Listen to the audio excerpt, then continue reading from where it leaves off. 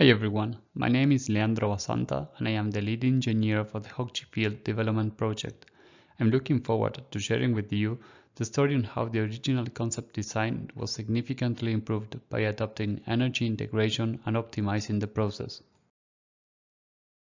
Have you ever been in a position in which you had to implement a preconceived design, but when managing the input data, discovered there was a remarkable potential for enhancement? If so, then I suggest you pluck up the courage and take the plunge, for there are quite a few positive outcomes to benefit from, as you are about to witness over the course of the presentation. Now let me bring about some figures showcasing the principal results gained by the modifications introduced. Greenhouse gas emissions were brought down by 41%. The total electric power demand was lessened by 34%, and besides the savings in fuel gas, it derived in the trimming of the associated capital expenditures. We managed to accomplish energy sufficiency for the complete operational period. Simply said, it would no longer be necessary to buy energy during the facility's late life. In terms of extra earnings, we obtained a 79% increase in gas sales, which resulted in $4.2 million per year of additional revenue.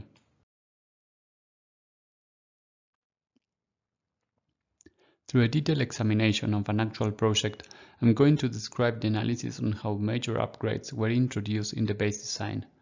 You will encounter plenty of takeaways alongside the presentation. I hope the material provided will serve as a catalyst to engage people in the quest for energy efficiency. After all, it is our responsibility to become more proficient in its use. And trust me with this, in more instances than we usually think of, our influence can be much greater than what we may realize at first hand. But before we dive into the core of the presentation, I'd like to introduce the four major areas on which the activities were built upon. By adopting heat integration through a resource-driven, integrative and structured approach, the team were able to optimize the process in terms of efficiency in the use of energy. Inspired by Saint-Exupéry's wise words that read, "Perfection is achieved not when there is nothing more to add, but when there is nothing left to take away," we detected and subsequently removed the dispensable process stage. It's of the utmost importance to abstain from that urge to sprint and start solving a problem without stopping to think it through first. Know your destination from the beginning. Know your stakeholders' objectives. Construct a mind map that can help you in carrying out a comprehensive evaluation by changing point of view and context. The recommendations I pushed forward did involve big decisions with some trade-offs, and I was quite aware of the high scrutiny over whether it might be the right or wrong call. That's why I made certain the proposed solution had been evaluated considering a wide spectrum of perspectives. We undertook a simultaneous strategy in which heat integration was performed cooperatively with process flowsheet optimization, making sure of understanding the relationship and interdependency among the different systems. Right then, let's begin by presenting the agenda, which is structured around 5 main points. I'll start off by illustrating the circumstances in which the project took place. Then you will be confronted with the problem. We will frame and clearly define it. Next point will convey on how the problem was resolved. I'll display the electric power reduction achieved as well as the environmental, strategic and business benefits attained. And we'll close out the presentation by emphasizing those salient points. Setting off from a concept design, the project team would venture to materialize and hand over to the company's operation personnel the facilities to commence field exploitation. As you may know, every project is time-bound, and of course, this was no exception. It sure was an ambitious, challenging schedule. In retrospective, I must admit it was an honor to be selected for the position and to be entrusted with such responsibilities. Okay, then let me walk you through the facilities that comprises the Hockey Field by recreating its block diagram. Fluid production and water injection are executed through two unmanned, fully automated platforms located 30 kilometers apart from the Gulf of Mexico coast and distant 3 kilometers from each other. Both platforms are equipped with their own integrated control and safety system. A composite cable dedicated to power transmission and fiber optic communications and a couple of pipelines link the platforms between each other. Fluids are processed and treated in the onshore facilities. The transfer of the fluids, power and communications amongst onshore and offshore installations occur through pipelines. The pipeline's shore approach installation was done by horizontal directional drilling, guaranteeing in that way no disruption on the coast. An intake line will provide the seawater treatment plant with fluid, which will be conditioned, treated and commingled with treated produced water to then be injected into the formation via the platform's injection wells. Electricity for the facility's consumption is generated locally with gas turbines. The central control room houses the process control, safety instrumented and fire and gas detection systems, and provides the human-machine interface. Complementing the onshore facilities are the utility systems. The products on specification are sold to Pemex. Such activity demands physical metering and safely transferring to the delivery points, which are 6 kilometers away. And voila! So there you have it, the general block diagram.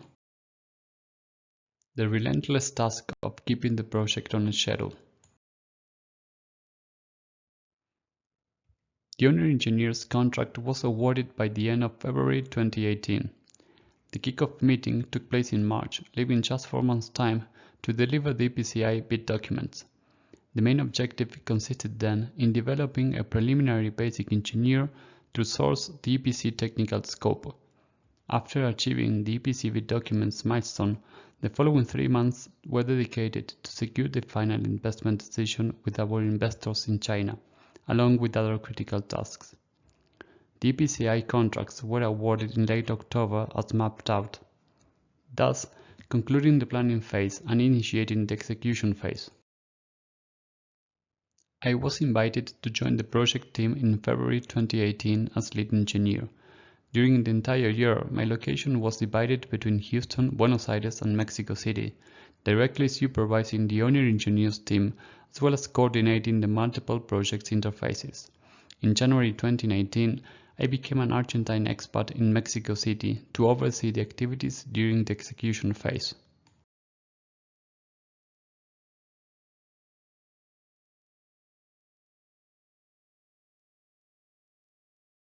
It's always a good idea to invest the time and effort into putting together a good problem statement.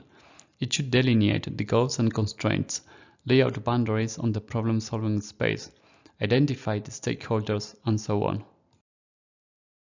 Okay, so the base process design proposed for the oil system can be represented by the following diagram. Production fluid from offshore would arrive in the slag catcher, where the first separation stage would take place. Gas would be directed to the main compressors, and the liquid stream would be split to continue treating in identical trains. Each train consisted of an inlet heater and a separator downstream. The separated water would be directed to the water treatment system, whereas the emulsified oil stream from each train would be commingled and its temperature elevated in 2 more instances before entering the electrostatic unit for final treatment. The gas evolved would be captured by the vapor recovery units. Being myself new to the project, I needed to familiarize as quickly as possible with the selected option. After all, it was a design the owner engineer was instructed to mature into a basic engineering. And precisely, while getting acquainted with the process scheme, I could not help but notice that electric heaters had been selected for the service. A reason for concern, most definitely. Furthermore, upon inspection of the electrical load list, I was surprised when learning the combined heating duty totaled 7.7 megawatts. To offer a perspective, you should know upfront such figure averaged the 35% of the total electric power demand from the generation system.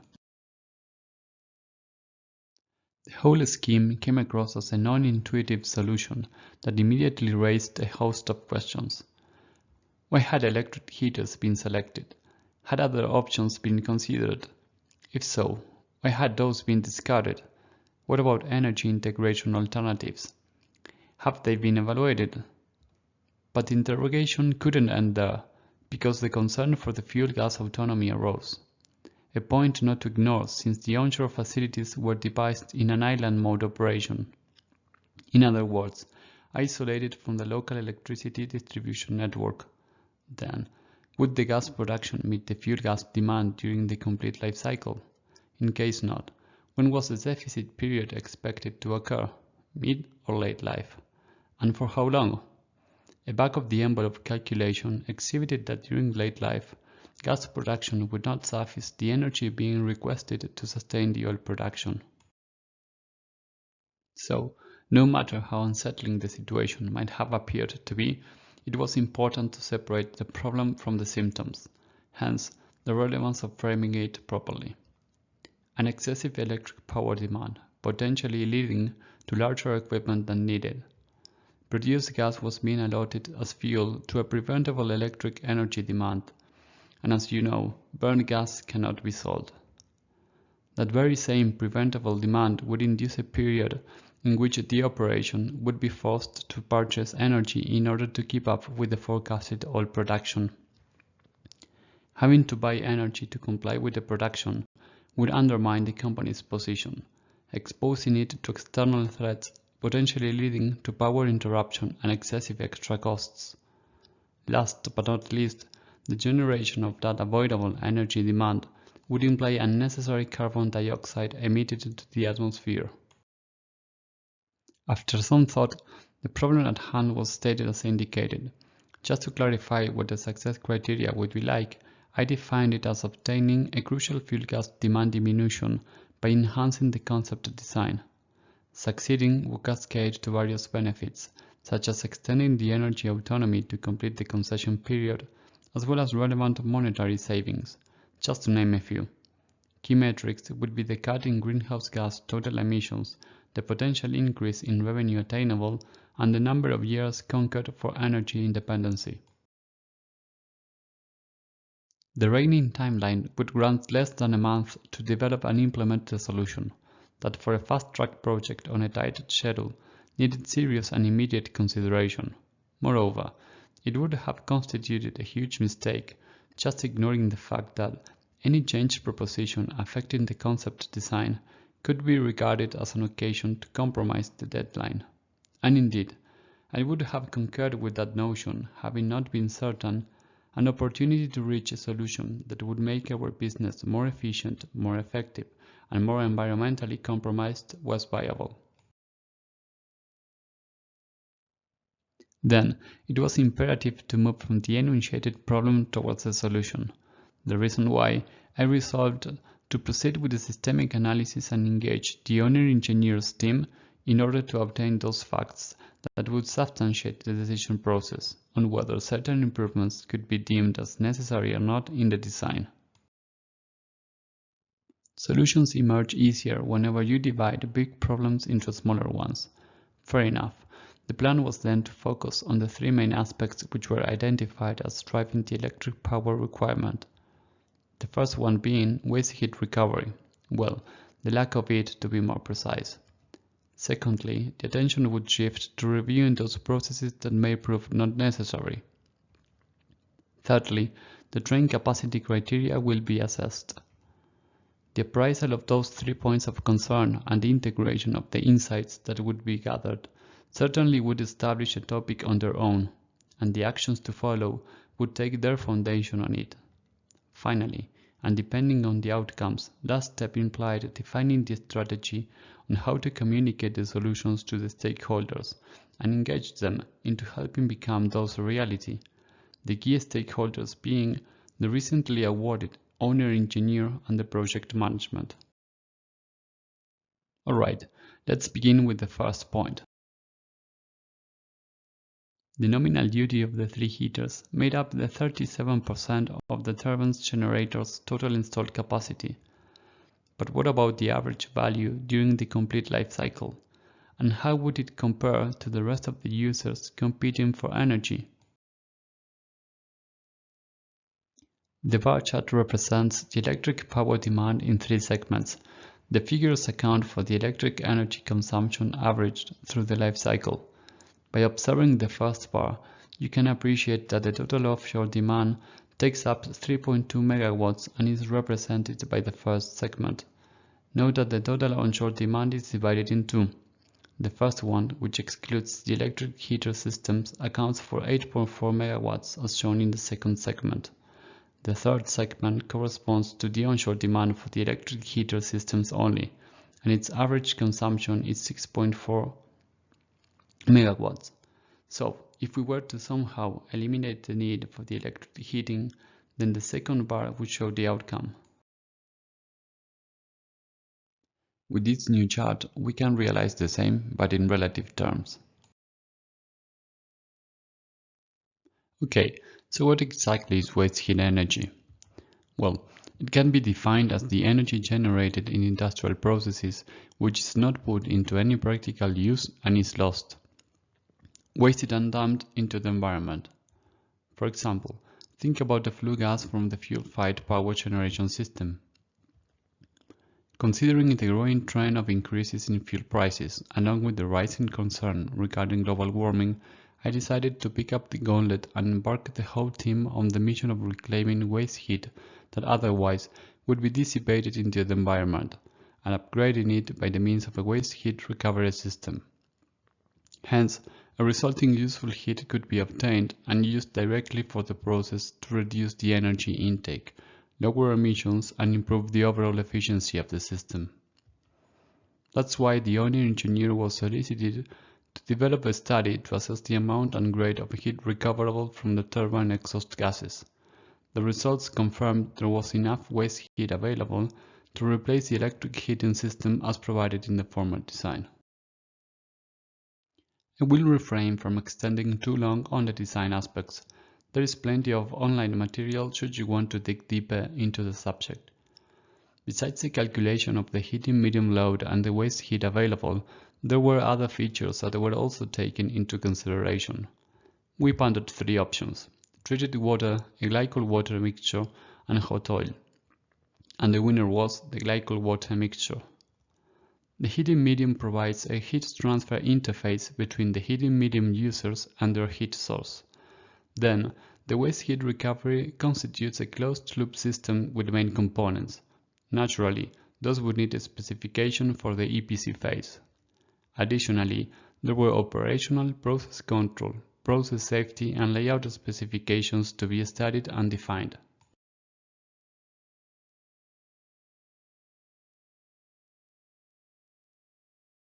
Next step consisted in evaluating whether there were any processes or tasks that could be eliminated. So let me bring back the original diagram and see if we can identify those. You can appreciate two instances of process heating, immediately downstream the slag catcher and then upstream of the electrostatic treater. I had no uncertainty with the necessity of the latter. Nonetheless, regarding the former, I could not help but question it. Why not perform the heat transfer only through the heat exchanger and oil heater? Was there a need for the inlet heaters? The subject was examined from multiple angles. I started by evaluating the consequences. Has the fact that inlet heaters receive all the free water been considered? Furthermore, there was also the issue of handling produced water at a higher temperature.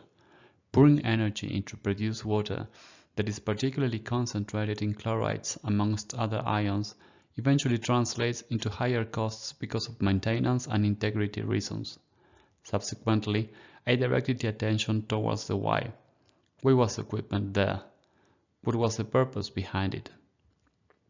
Having evaluated both causality and necessity, I would have collected the tools to make an informed decision.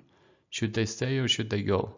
And in the case of the latter, the consequences have to be gauged in addition. Alright, let's review the consequences. The area chart approximates the oil production throughout the facility's life cycle, but the fact of the matter is that oil is produced in conjunction with water coming from the formation. Okay, so back to the consequence analysis. On one hand, there was the issue associated with the flow rate. As you can see, produced water is negligible during early life. However, After oil production peaks and water injection is initiated, produced water flow rate would start ramping up non-stop. Another way to visualize the impact of the produced water flow rate is by representing its frequency distribution. For instance, in this chart, the total relative flow rate range 0 to 100% is condensed and grouped in 7 bins. Now let's assess the effects of free water. Water cut is the ratio of water produced compared to the volume of total liquids produced. Hence, for the forecasted production, the calculated minimum, average, and maximum values were as shown. Easily put, for every 1,000 barrels of oil produced, you will get 1 barrel of water at the beginning, and almost 5,400 barrels of water at the end of production. On the other hand, there is the physical fact, which is water consumes more energy than oil for heating.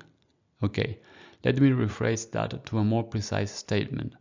For each degree Celsius that needs to be risen, 1 barrel of water claims 2.7 times more energy than the same volume of oil. It comes as no surprise that both factors, difference in flow rate and heat capacity between the fluids, have a profound influence on the inlet heater's efficiency and ultimately in the equipment size. Okay then, let's appreciate how substantial the impact is.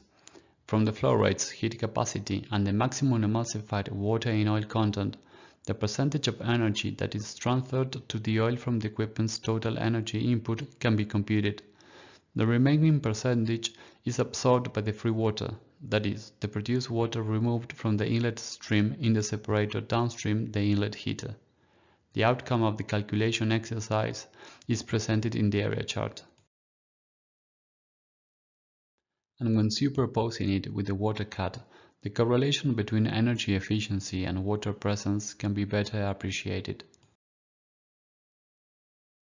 Some takeaways worth noting. The maximum efficiency is maintained only for almost 4 years. After that, when the water cut surpasses the stipulated maximum emulsified water content, it begins decreasing steadily until its bottom value of 6.5% is reached. Energy efficiency in terms of the relative amount that is used exclusively in heating the oil averages a languishing 34%. Having all things considered, the inlet heater seemed inessential. Now, let's shift the point from causation towards the necessity for the equipment's location. What could possibly be the reason why? What might I be missing? What if wax deposition were an issue that could prompt upsets to the separators? Was the fluid's arrival temperature below the cloud point? It could be the only reason why not to carry out the whole heat transfer in the oil heater instead.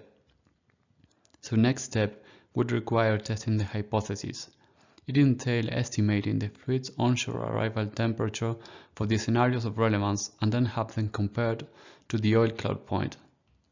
To make a long story short, the flow assurance simulation runs show that only for the low flow case, temperatures would fall below the cloud point, indicating the appearance of solid wax at the last third portion of the production flow line.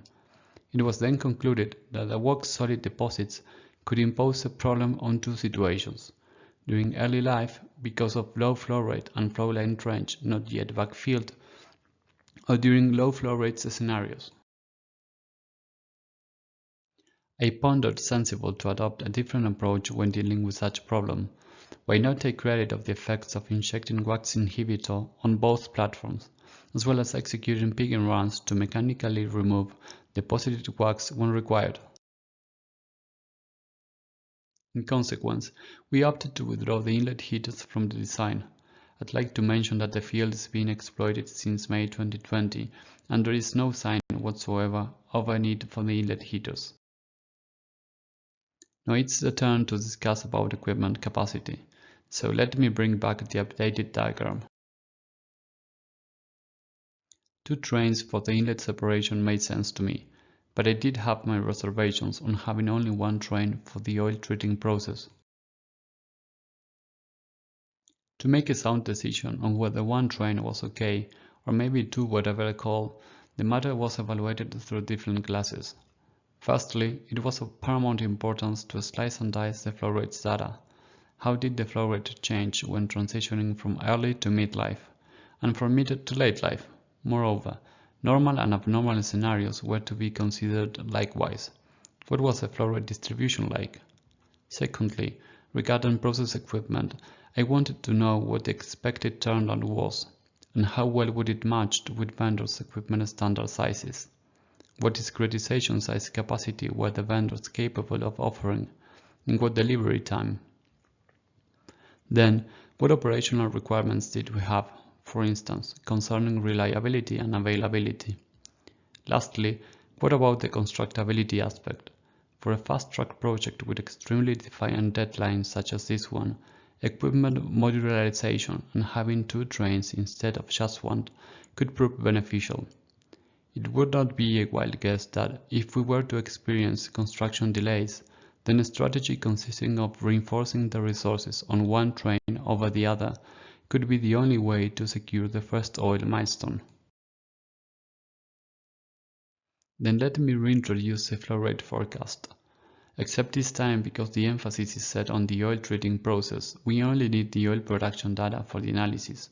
Remember, free water was separated upstream. Let's digest the same dataset differently. Once again, by conducting the same exercise we did for the water production case, we're going to concentrate on the flow rate distribution. It is quite apparent oil and water distribution flow rates are nothing alike. I have already commented on these features.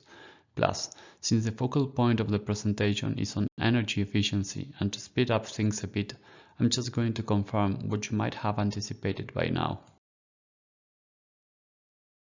After reviewing the entire set of items with the team, we concluded it was better to split up the oil treating process into two identical trains.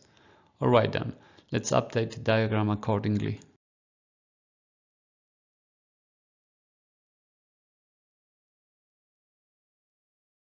In this section, we will sum up the outcomes identified heretofore. Alright then, let us recapitulate the changes introduced. We started with this processing scheme and it experienced the following series of improvements. A waste heat recovery system was adopted, providing the heating source to the former electric heaters, which resulted in a 41% cut in the onshore electric power demand. We chose to remove the inlet heaters and perform the complete temperature conditioning with the oil heaters instead. In such way, the same objective is attained but eschewing those dreadful effects of heating free water. It's worth noting also the heat exchanger downstream, the separators, would benefit from a colder emulsified oil inlet stream that would allow, additionally, better storage conditions for the oil on specification.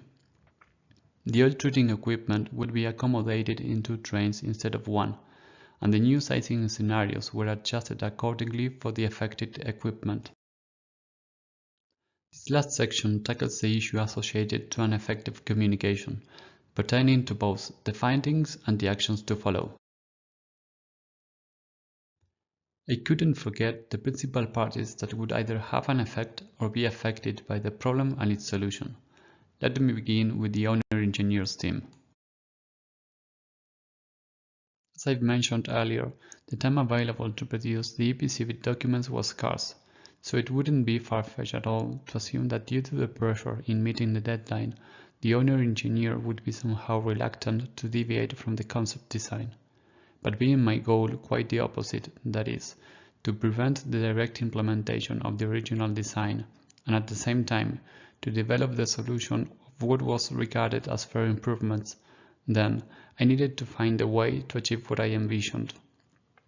Knowing from the start there was a huge opportunity for heat integration amongst other upgrades, my decision on how to sort out the dilemma was to introduce the requirement to carry out the necessary studies when outlining the scope of work for the owner engineer. That way, the door was left partially opened to allow for some modifications in the concept design. Yet, by working hand in hand in problem solving, it was inevitable for the rest of the team not to engage with the solution. One of the things I enjoy the most about my job is working with talented and committed people, as such turned out to be the case. There was another matter to address. I needed the blessing, so to speak, from project management. Thus I dedicated on planning the strategy on how to secure the acceptance of the modifications. As you may already know, chief executives and managers are usually more concerned with business survival and future development. Results are key for them, and usually they just need an overview of issues, not the details. Having read the room, I realized that awarding the EPC contracts on time seemed like the synonym of success. Consequently, the principal point consisted of demonstrating no schedule delay would come out from embracing the changes in the concept design. But that alone would not have sufficed, because I might have ended up trying to force a solution to a problem which might not be regarded as a complication at all. Come to think about it, seems rather ironic. So I handled the issue with the inversion technique. The labor consisted basically in the premeditation of the evils and troubles that might lie ahead. In other words, I invited them to envision the negative things sensible of happening should they decide not to support the proposed solution. Essentially, losing all benefits associated. And it did the trick brilliantly. The minute they became aware of what was at stake, they jumped on board. So it's about time to exhibit those key figures. The optimization process carried out resulted in a major reduction in electric power demand, which in turn provoked a cut in emissions of 41%. Yes, I also agree. Those metric terms alone are rather abstract, so let me translate them into more concrete everyday terms that would assist in understanding its impact. Moreover, if we were to evaluate the total CO2 emissions that are going to be avoided by the end of the life cycle, the equivalencies outcome turns into this. It's comforting realizing that the optimized design will have the same effect in terms of greenhouse gas emissions avoidance than 317 wind turbines running for a year have. I must confess this is my favorite outcome. The electric power demand was modeled based on the forecasted fluid production and ran for the two designs. The takeaways for the optimized design are the following. The average total electric power consumption was reduced by 34%, whereas the peak electric demand was lowered by 33%. Therefore, we were able to extend the energy autonomy by almost 9 more years, guaranteeing in that way that for the entire period of interest the gas production would exceed the fuel gas demand, ergo, getting rid of the need to purchase energy. Even though the subject is not referred in the presentation, it's worth mentioning that the compelling drop in power demand came along with less relevant savings in capital expenditure linked to the electric building and associated materials.